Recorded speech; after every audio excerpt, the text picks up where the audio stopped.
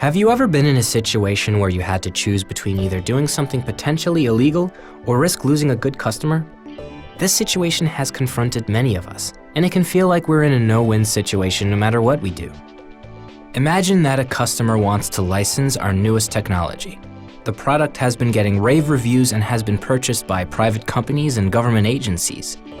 But when you ask your customer where and how the technology will be used, he says he's simply acting as an agent and is bound by confidentiality restraints. Do you just proceed with the order, or do you push for specific answers and risk offending him, possibly losing the order?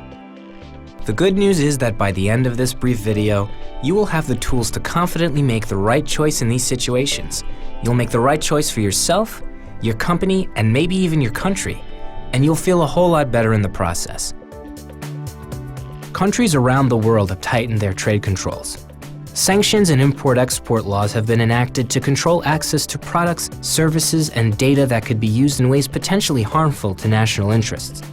Concerns about terrorism, intellectual property theft, cybercrime, and giving support to governments deemed to be corrupt or dangerous are important drivers of international trade controls and sanctions. Although not all countries impose the exact same controls or sanctions, the laws in general require us to know the answers to some key questions. First, what is the product, and how will it be used? It could be something obvious, like a tank or a missile, but often it is less obvious, like technology that has many benign commercial applications, but can also be used, for example, in weaponry for military or terroristic purposes.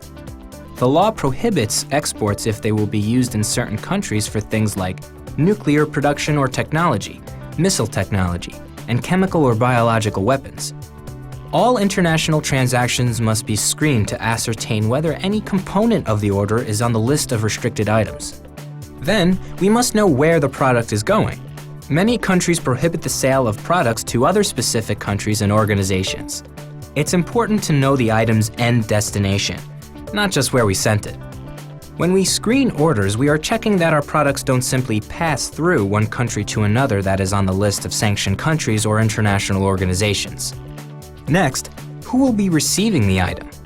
Export transactions require clear identification of the recipient, and screening must ensure that transactions don't involve individuals, companies, organizations, or entities that are considered restricted parties.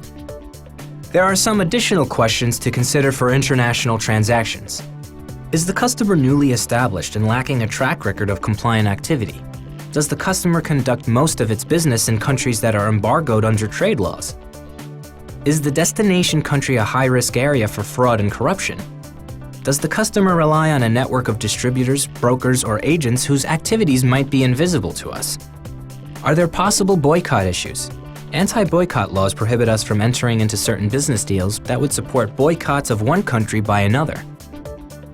Answering yes to any of these would suggest additional red flags, which would need to be reported to our Office of General Counsel, Trade Compliance, or Corporate Compliance immediately.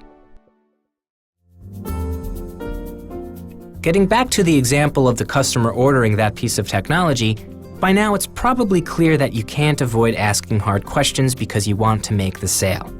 Although you might worry the customer will feel insulted by these questions, if their business intentions are legitimate, they will be easy to answer. In addition, you'll be complying with our company policy and the law. Protecting our company's best interests is something that's in all of our interests, and that has to make you feel good. If you have any questions about international trade, sanctions, or import-export laws, please contact our Office of Trade Compliance or Corporate Compliance. We're here to help.